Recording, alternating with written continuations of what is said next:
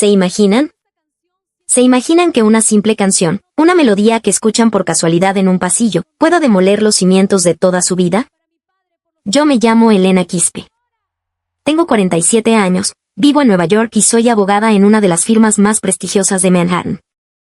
Siempre creí que tenía un control absoluto sobre cada pequeño detalle de mi existencia, que mi identidad era tan sólida como los rascacielos que veía desde mi oficina. Pero todo eso se hizo añicos. Se desmoronó en una noche de primavera de 2024. Todo comenzó en el 8º piso del Hospital Mount Sinai, en la unidad de cardiología. Mi madre, Sarah, se preparaba para una cirugía de bypass coronario. Los médicos fueron claros, a su edad, el riesgo era considerable. Así que, cada noche, yo dejaba de lado los expedientes y las batallas legales para sentarme a su lado. Esa noche en particular, estaba acurrucada en una silla incómoda, con mi laptop sobre las rodillas. La pantalla brillaba con los datos de un caso para el juicio del día siguiente, números, cláusulas y estatutos que formaban el lenguaje de mi mundo. Mi madre parecía dormida. La habitación estaba en un silencio casi absoluto, roto solo por el suave rodar de un carrito en el pasillo y los pasos apresurados de las enfermeras. Fue entonces cuando ocurrió. Una melodía suave y melancólica flotó desde el pasillo. Era una quena, un charango, una música que nunca antes había escuchado, pero que, inexplicablemente, me estremeció hasta el alma. Suena una versión suave y lejana de El Cóndor pasa.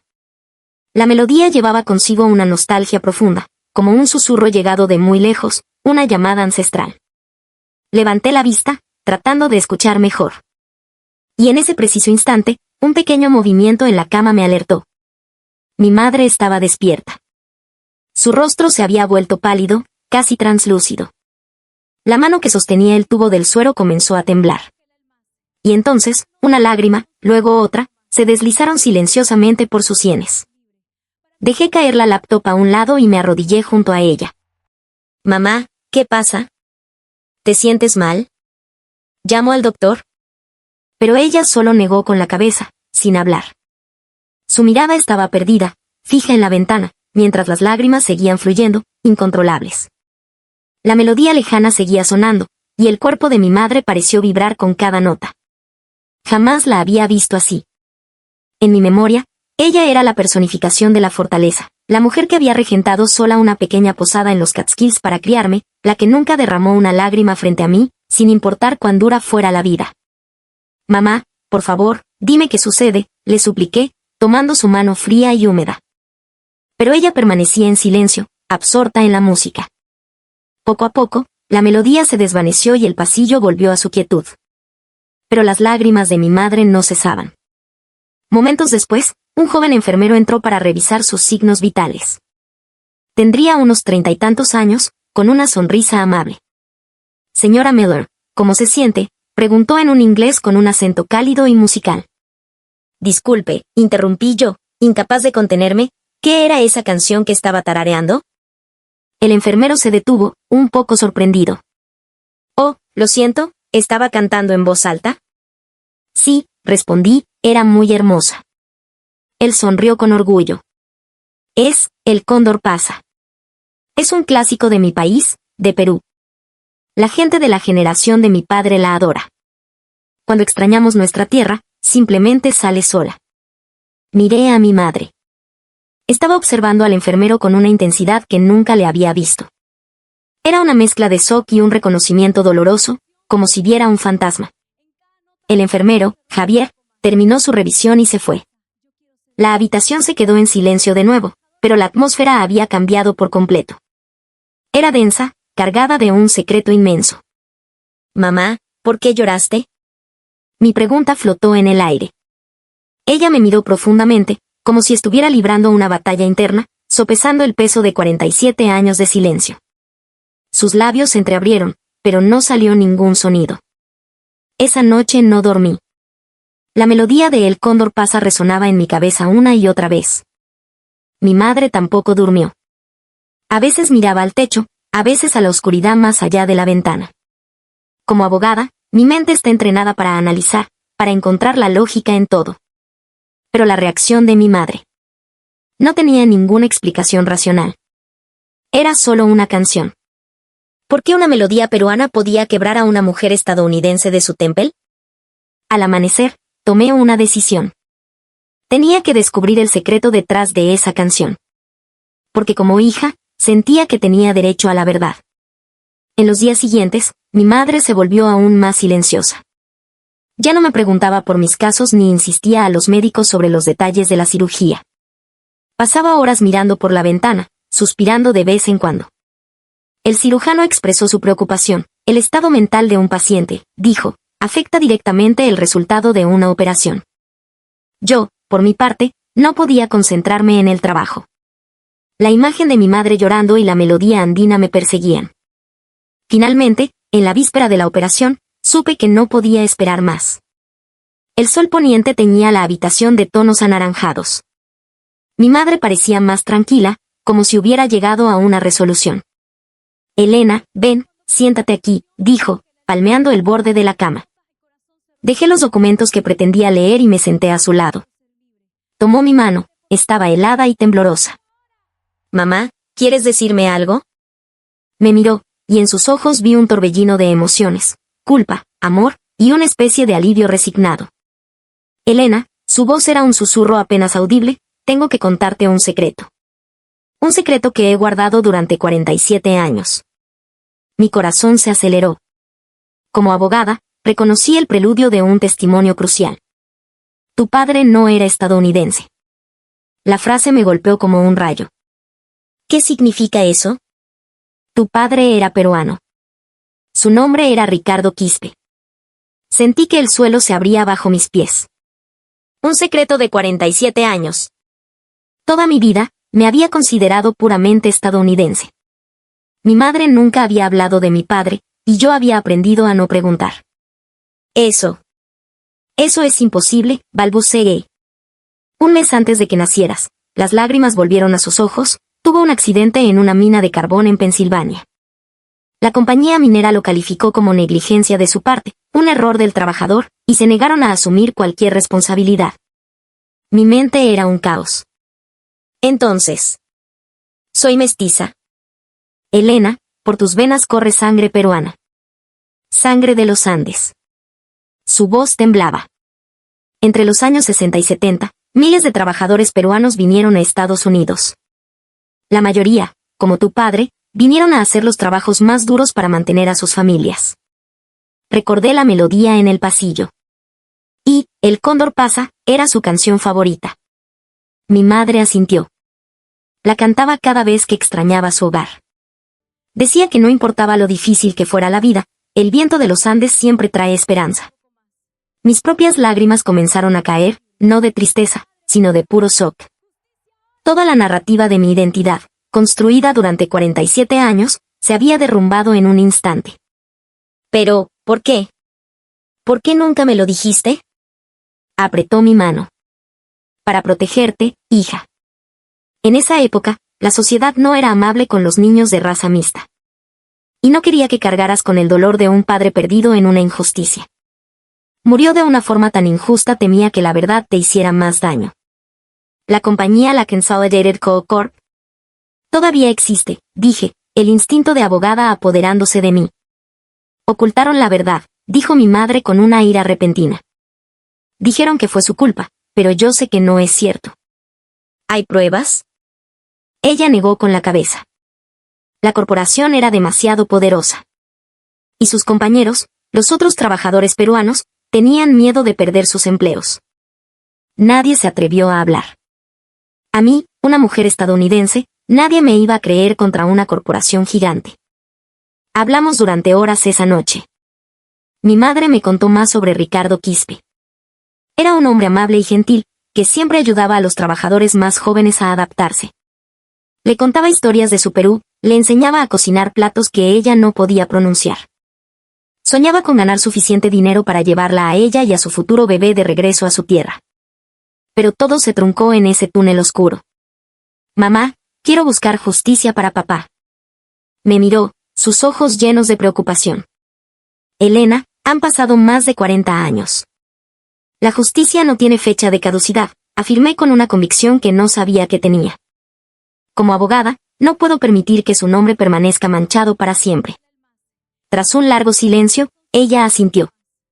Si es tu decisión, te apoyo. Esa noche, El Cóndor pasa sonaba en mi mente con un nuevo significado. No era solo una canción. Era la nostalgia de mi padre, su esperanza en el futuro, y ahora, era el punto de partida de mi búsqueda de la verdad. Al día siguiente, mientras esperaba fuera del quirófano, hice una promesa silenciosa. Padre, te juro que voy a limpiar tu nombre. Haré que el mundo conozca tu historia. Haré que tu cóndor vuelva a volar. La cirugía de mi madre fue un éxito, pero su recuperación fue lenta. Durante esos días en el hospital, comencé mi investigación. Como abogada con años de experiencia, sabía por dónde empezar: los registros oficiales. Solicité al Archivo del Estado de Pensilvania acceso a los registros de accidentes industriales de 1977. La respuesta fue un muro de burocracia. Lo siento, según la ley de privacidad, esos archivos no son de acceso público. Mostré mi credencial. Soy abogada. Ricardo Quispe era mi padre. Incluso así, respondió la archivera con frialdad, el periodo de retención de esos documentos ya ha expirado. La mayoría han sido destruidos. Luego fui a la sede de la Consolidated Coal Corp. Un imponente rascacielos de cristal en Pittsburgh. La recepcionista fue educada, pero la respuesta fue la misma. Lamentablemente, los registros de empleados de 1977 ya no existen. La política de la empresa es conservarlos solo por 30 años. ¿Y el informe del accidente? Los informes de accidentes son documentos internos y no están disponibles para el público, dijo con una sonrisa que no llegaba a sus ojos. Presenté solicitudes bajo la Ley de Libertad de Información, citando todos los precedentes y estatutos que pude encontrar. 3 semanas después, llegaron las respuestas, todas denegadas. La solicitud no cumple con la normativa vigente. Los datos solicitados exceden el periodo legal de retención. La divulgación violaría los secretos comerciales de la empresa. Cada documento oficial era una puerta cerrada en mi cara. Intenté contactar a antiguos mineros estadounidenses de esa época. Encontré a algunos en un centro de veteranos. Ah, sí, los peruanos, dijo un anciano de cabello blanco. Trabajaban como mulas, muy duro. ¿Recuerda a un hombre llamado Ricardo Quispe? Tuvo un accidente en el 77. La expresión del hombre cambió instantáneamente. De eso no hablamos. La compañía nos dio una orden de silencio. Prohibido discutir cualquier accidente. Los demás reaccionaron de manera similar. Recordaban a los trabajadores peruanos, pero un velo de silencio caía sobre la palabra accidente. Pasó un mes. No había conseguido nada. La ley, la herramienta en la que había basado toda mi vida, era completamente inútil en el caso de mi padre. Una noche, en mi oficina, con vistas a las luces parpadeantes de Manhattan, me sentí completamente derrotada. Por primera vez, sentí la impotencia de la que a menudo se quejaban mis clientes. El teléfono sonó. Era mi madre. Elena, ¿sigues en la oficina? Sí, terminando unos papeles, mentí, para no preocuparla. ¿Has encontrado algo? ¿Sobre tu padre? Dudé. Mamá, creo que esto va a llevar más tiempo. Hubo un silencio al otro lado. Elena, dijo suavemente, si el camino de la ley está cerrado, quizás deberías probar de otra manera. ¿Qué quieres decir? Ve a Perú, dijo. Quizás allí todavía hay alguien que recuerda a tu padre. Después de colgar, me quedé pensando. Mi madre tenía razón. La verdad no siempre está en los archivos. A veces, la verdad se esconde en la memoria de las personas. Comencé a investigar online. Descubrí que, efectivamente, hubo una gran ola de inmigración laboral peruana en los años 70. Encontré un pequeño sitio web, una especie de memorial virtual para los trabajadores peruanos en el extranjero. Estaba lleno de fotos antiguas, en blanco y negro, de jóvenes en fábricas y campos de construcción en Estados Unidos. Mirando esos rostros anónimos, sentí una conexión extraña. Quizás mi padre estaba en una de esas fotos. Quizás en Perú, alguien aún recordaba su rostro. Tomé una decisión: si el camino de la ley estaba muerto, tomaría el camino de la memoria. Iba a ir a Perú, a seguir las huellas de mi padre. 3 meses después, con mi madre ya recuperada en casa, finalmente aterricé en la tierra de mi padre. El aeropuerto Jorge Chávez de Lima era un torbellino de actividad, un choque cultural para mis sentidos neoyorquinos. Los letreros en español, los olores, el caos vibrante. Me sentía como una extraña, una gringa, a pesar de que mi segundo apellido, Quispe, resonaba por todas partes. Los primeros días en Lima fueron una repetición de mi frustración en Estados Unidos. Fui a ministerios, archivos, sindicatos. Las respuestas eran las mismas. Disculpe, señorita, esos registros son de hace casi 50 años. Necesita un permiso especial. La burocracia es lenta. La ley, ya fuera en Estados Unidos o en Perú, era un callejón sin salida. La cuarta tarde, después de otro rechazo, salí de un edificio gubernamental sintiéndome completamente perdida. Caminé sin rumbo, tratando de ordenar mis pensamientos, y sin darme cuenta, entré en un mercado tradicional. El mercado de Surquillo. Era un asalto a los sentidos, el bullicio de los vendedores, el olor a especias, a fruta fresca, a anticuchos en la parrilla. Me detuve frente a un puesto de tamales.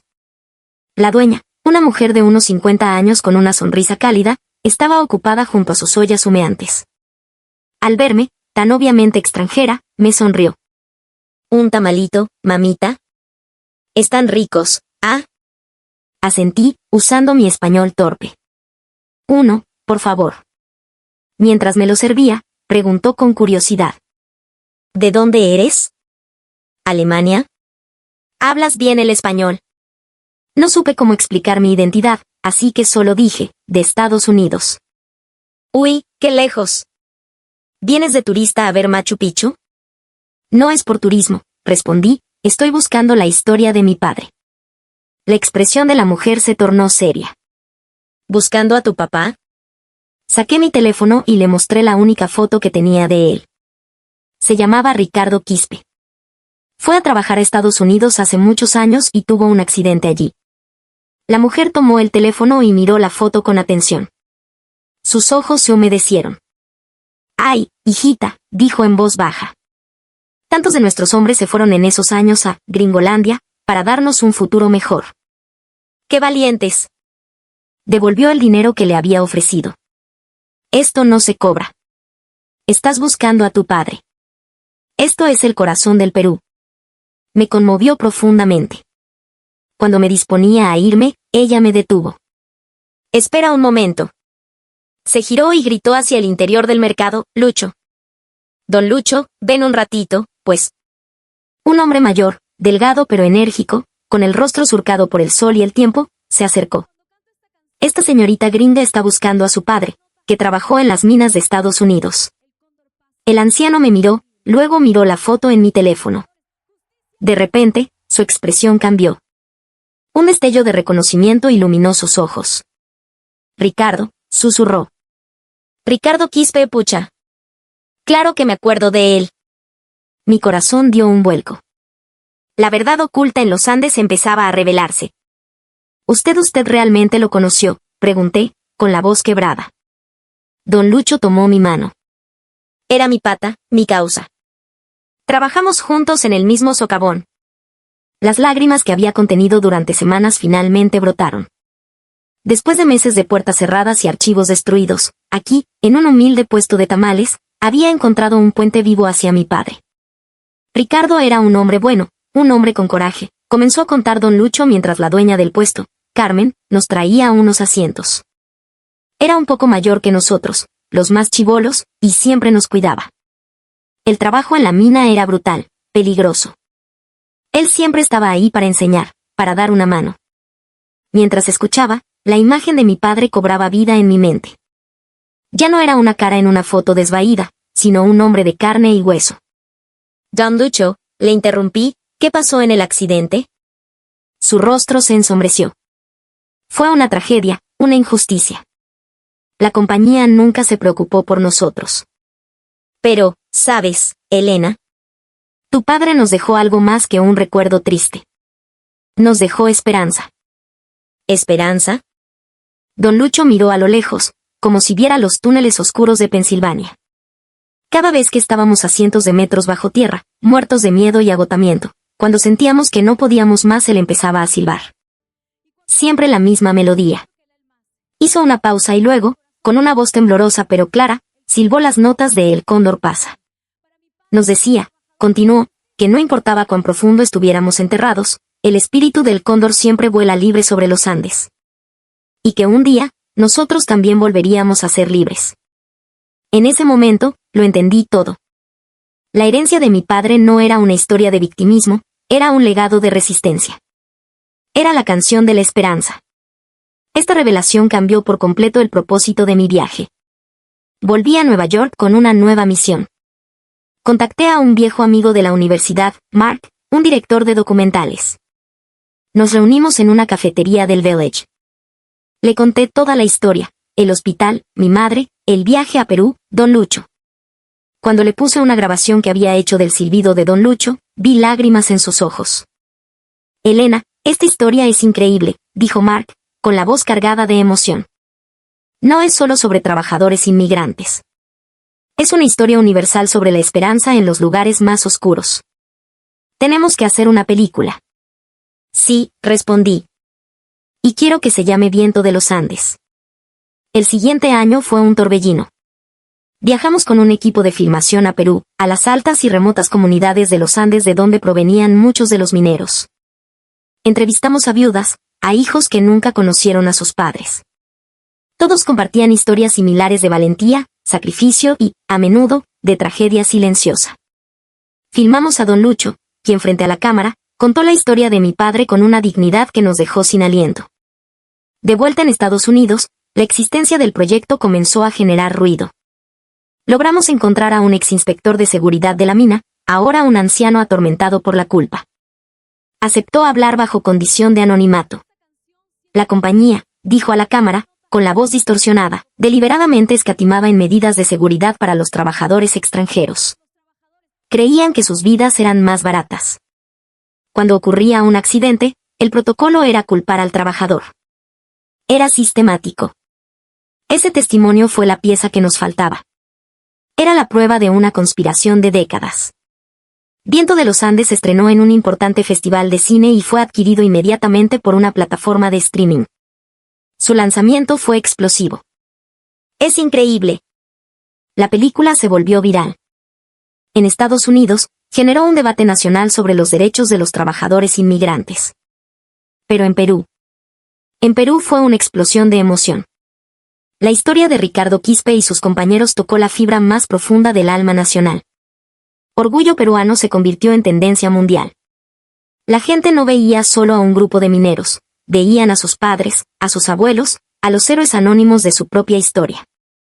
El Perú que el mundo vio no era solo Machu Picchu, era la resiliencia y la calidez de su gente. La presión sobre la Consolidated Coal Corp fue inmensa. Su reputación se desplomó. Activistas organizaron boicots. Semanas después, emitieron una disculpa pública sin precedentes y crearon un fondo multimillonario de compensación para las familias de todos los trabajadores fallecidos en circunstancias similares. Meses más tarde, en un acto histórico, los gobiernos de Estados Unidos y Perú declararon el 15 de marzo como el Día de Conmemoración del Trabajador Inmigrante. La culminación de todo fue la inauguración de un monumento en el antiguo emplazamiento de la mina en Pensilvania. Era una escultura de bronce de un cóndor alzando el vuelo. Mi madre estaba a mi lado, llorando en silencio. Don Lucho había viajado desde Perú para estar allí. Cuando llegó mi turno de hablar, no lo hice como la abogada Elena Quispe. Hablé como la hija de Ricardo. Mi padre trabajaba en la más profunda oscuridad, dije a la multitud, pero nunca perdió la luz. Nos enseñó con su canción que la esperanza puede florecer en los lugares más imposibles. Hoy, esta historia nos recuerda que la justicia no siempre se encuentra en los fríos papeles de una corte. La verdadera justicia reside en la memoria, en el amor que se niega a ser olvidado y en las historias que nos atrevemos a contar. Mientras una orquesta interpretaba una versión majestuosa de El Cóndor pasa, miré la escultura. El viento soplaba, fuerte y libre.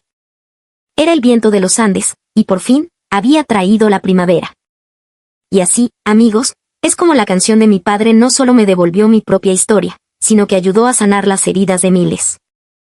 Me enseñó que nuestra identidad es mucho más que un pasaporte, está en la sangre, en las historias y en las canciones que llevamos dentro. La historia de mi padre, la historia de Perú, es una prueba de que incluso desde la mayor adversidad, el espíritu humano puede volar tan alto como el cóndor. ¿Y ustedes? ¿Qué secretos, qué canciones, qué historias de valentía se esconden en sus propias familias? Cuéntenmelo en los comentarios. Porque cada historia compartida es una luz más